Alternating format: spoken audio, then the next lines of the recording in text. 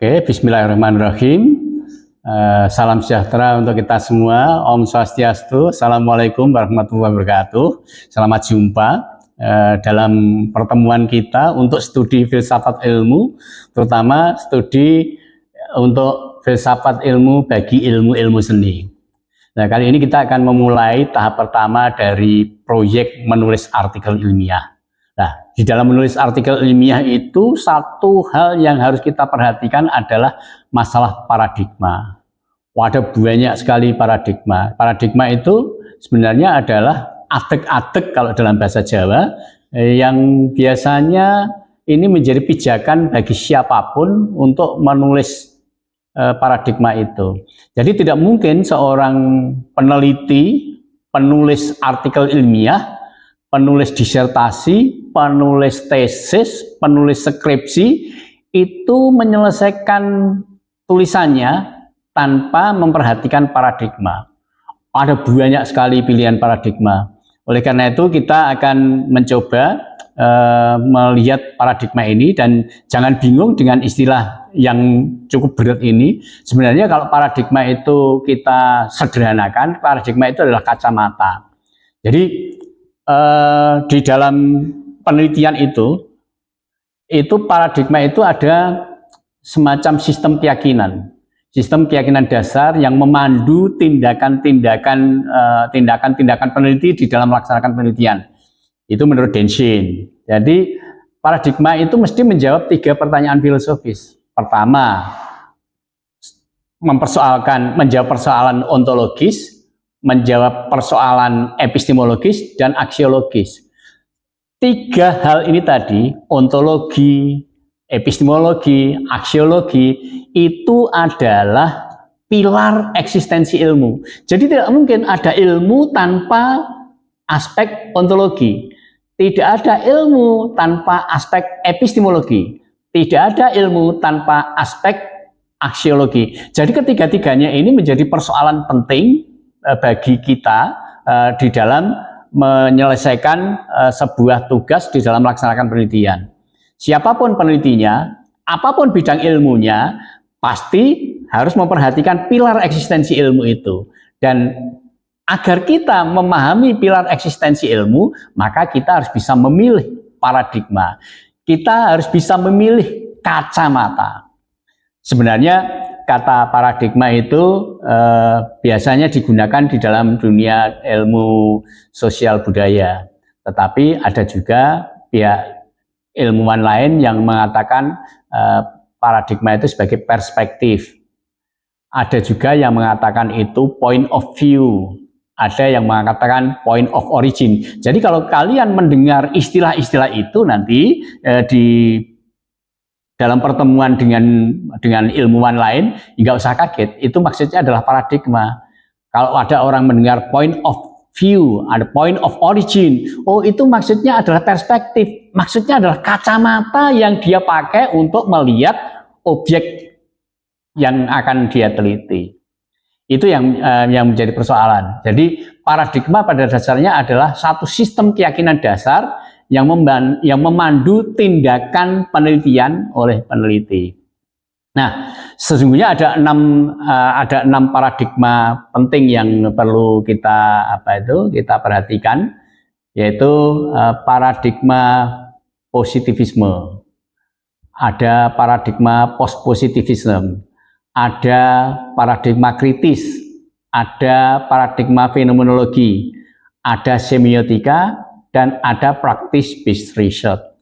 Yang practice-based research ini spesifik paradigmanya orang penciptaan seni. Sementara kalau positivisme, kemudian post-positivisme, paradigma kritis, kemudian fenomenologi maupun semiotika, itu paradigmanya orang-orang kajian. Jadi tadi saya katakan bahwa aspek yang dijawab oleh paradigma itu adalah untuk menjawab 3 aspek, yaitu ontologi, epistemologi, dan aksiologi. Kalau aksiologi itu bisa kita bayangkan sendiri oleh penelitinya, tetapi dari aspek ontologi positivisme itu mesti melihat aspeknya secara objektif dan tunggal. Sementara kalau epistemologinya itu mensyaratkan bahwa antara objek dengan penelitinya itu harus berjarak dan peneliti harus netral, nggak boleh berpihak. Biasanya ada metode yang biasa dipakai oleh peneliti-peneliti yang menggunakan paradigma paradigma positivisme. Biasanya mereka menggunakan eksperimen, menggunakan survei, dan rata-rata sering mereka menggunakan hitung-hitungan. Jadi sifatnya itu kuantitatif, bukan lagi kualitatif. Jadi itu yang perlu kita perhatikan untuk paradigma positivisme. Kemudian ada paradigma post-positivisme.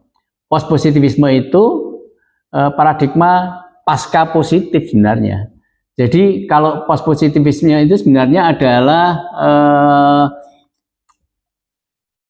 realitas ontologis yang dikaji itu adalah realitas objektif tetapi tidak sempurna. Beda dengan positivisme. Positivisme itu realitas objektif, harus benar-benar realitas objektif dan sifatnya tunggal. Jadi tidak bisa diapa-apakan. Tapi kalau post positivisme itu juga sama, realitas objektif tetapi tidak sempurna. Nah, secara epistemologis peneliti itu harus kritis, harus ada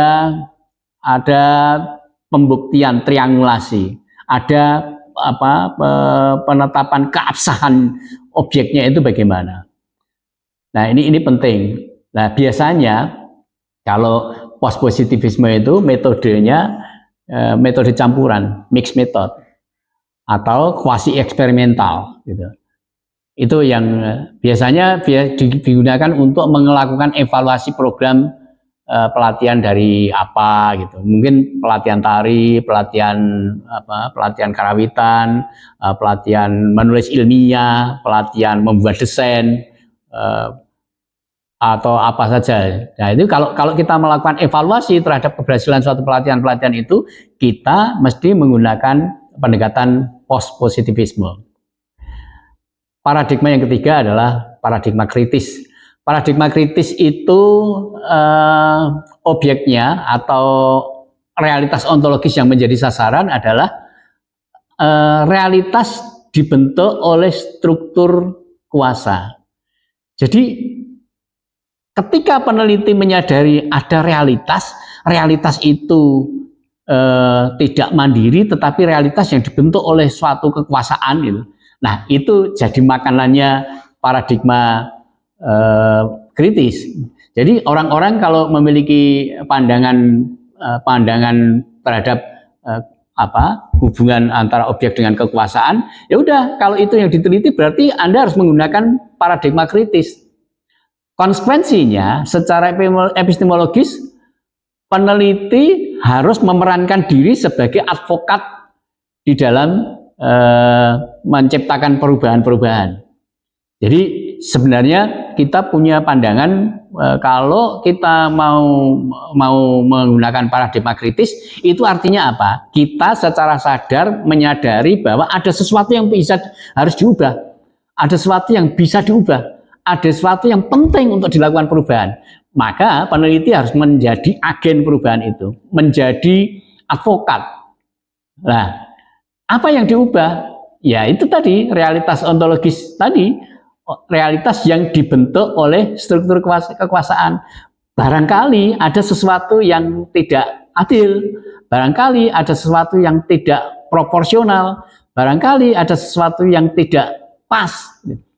Loh, apakah di dalam dunia kesenian bisa terjadi? Itu kan politik, Pak, kalau bicara kekuasaan. Emangnya kesenian terbebas dari politik? Ada juga realitas politik, kesenian yang dibentuk oleh realitas politik. Banyak sekali persoalan-persoalan yang bisa kita pikirkan mengenai perkembangan kesenian itu. Kalau kita mau memerankan bahwa ada sesuatu yang harus dirubah, harus diperbaiki, maka kita harus melakukan penelitian. Penelitian yang harus kita lakukan harus menggunakan paradigma kritis. Itu kalau kita mau menghasilkan advokasi, menghasilkan perubahan-perubahan terhadap realitas yang dibentuk oleh struktur kekuasaan. Karena struktur kekuasaan itu memang ya sangat berpengaruh sekali. Bahkan seringkali untuk bisa pentas saja lurah itu bisa sangat berkuasa. Ketika lurah mengatakan, oh untuk pentas itu, yang udah nggak bisa ngapa-ngapain. Nah itu artinya ada suatu hal yang perlu kita kritisi. Itulah sebabnya nama dari paradigmanya pun disebut dengan paradigma kritis.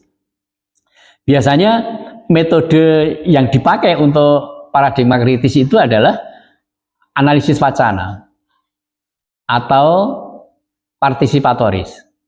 Jadi karena sifatnya partisipatoris, berarti seorang peneliti itu harus berpartisipasi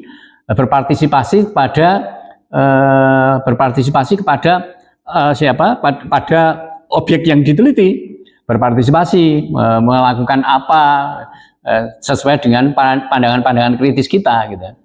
Nah, setelah itu akan muncul wacana. Wacananya dari mana? Wacana dari objek-objek yang kita teliti itu.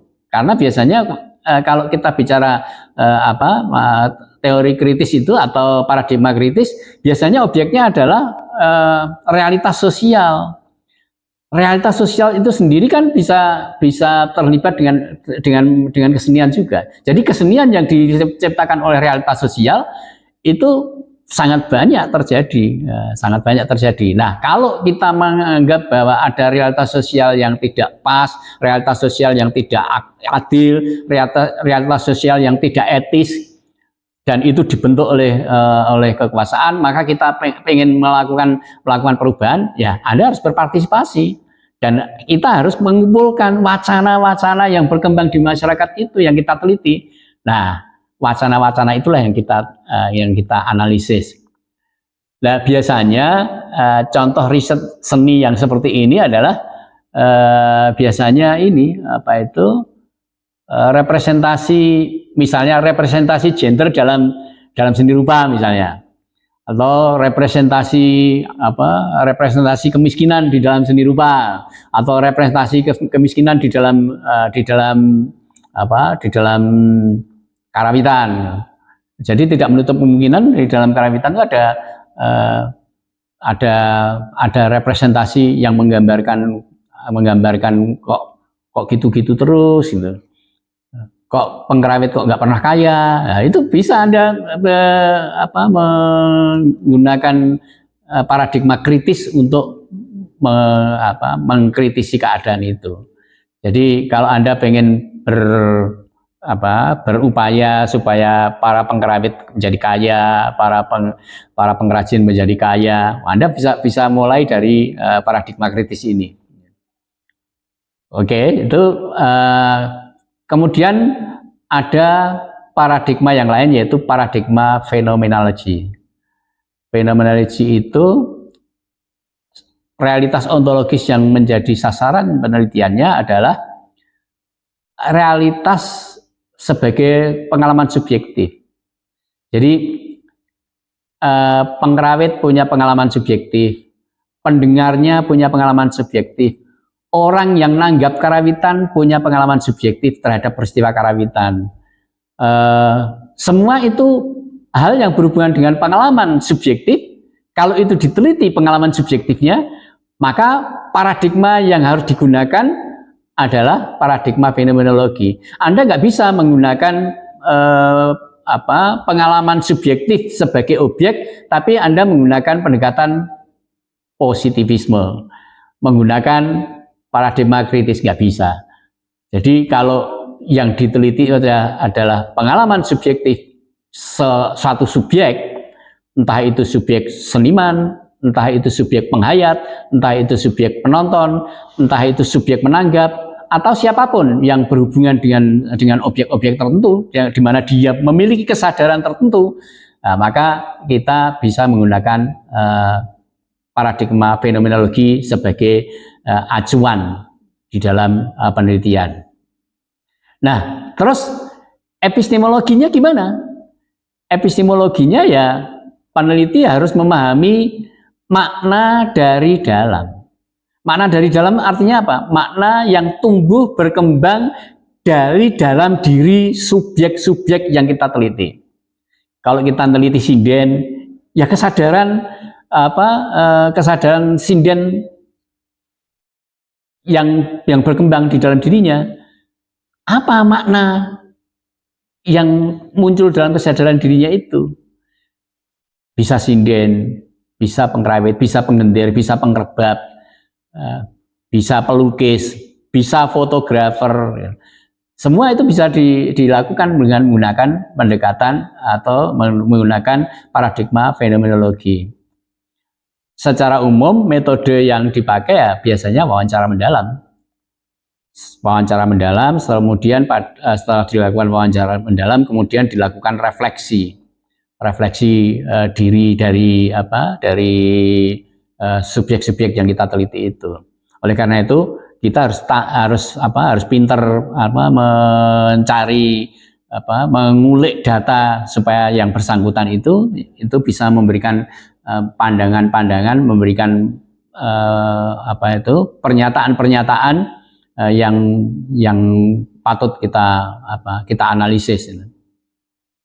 Misalnya, biasanya contohnya kalau fenomenologi itu, misalnya pengalaman mistis dalam seni pertunjukan. Bisa kan, ketika kita nonton pertunjukan tiba-tiba sak gedung nangis semua.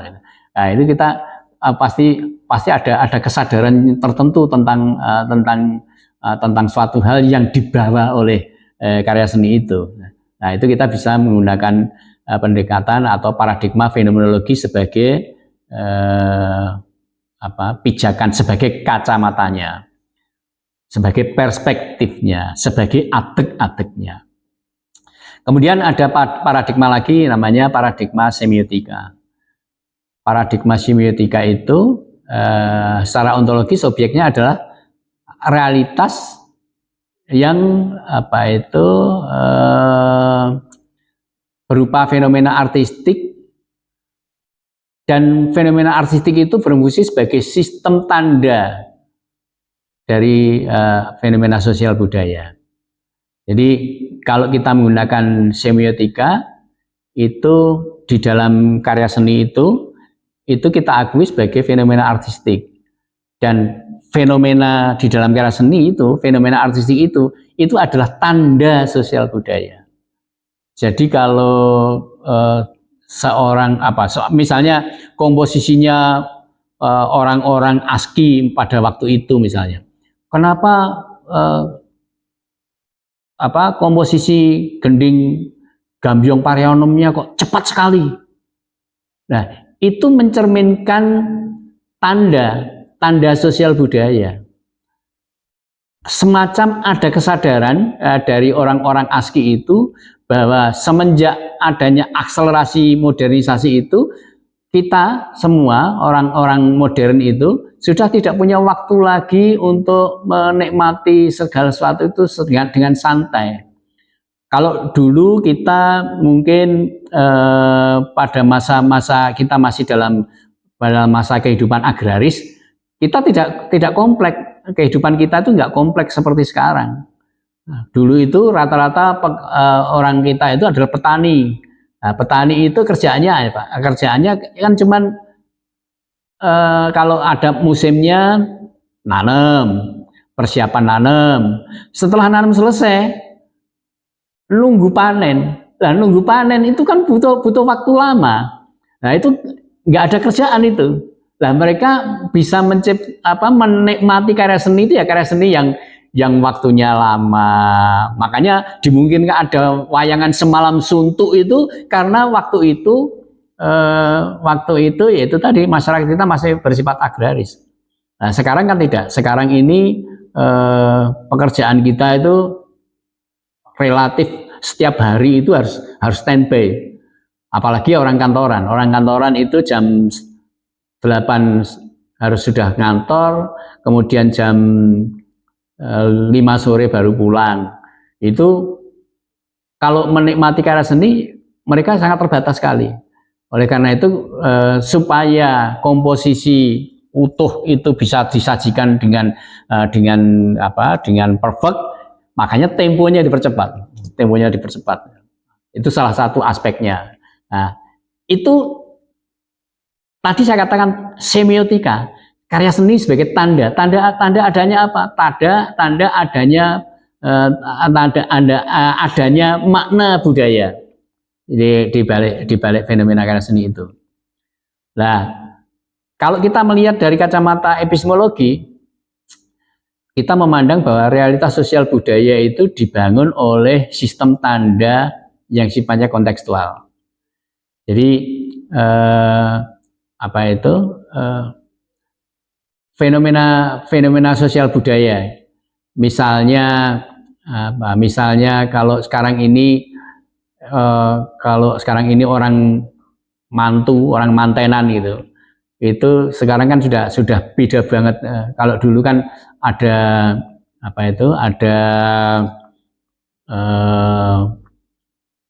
urut-urutan panggih gitu. Panggih itu ada urut-urutannya. Sekarang sudah kita lihat tidak lagi ada panggih. Kemarin baru saja ada dosen isi yang mantu, itu dari awal sampai akhir nggak ada panggih itu. Jadi begitu masuk itu sudah manten lanang, manten kakung dan manten putri itu sudah berjalan bersama, terus dikawal bapak ibunya. Mertua dan besan itu sudah bersama-sama sama keluarga duduk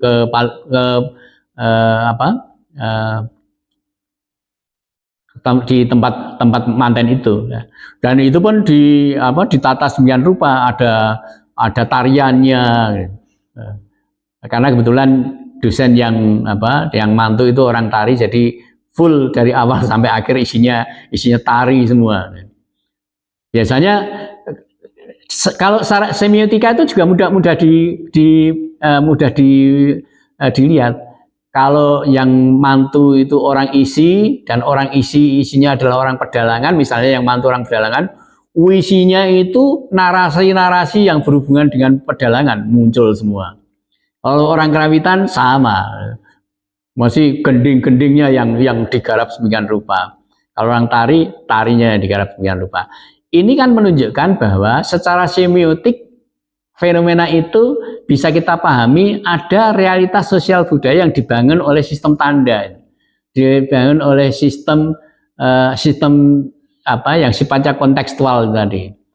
Nah, itu kalau tidak kita baca kita nggak memahami. Oleh karena itu semiotika itu adalah sistem untuk membaca fenomena sebagai tanda. Biasanya metodenya secara umum itu ya analisis semiotik. Ada banyak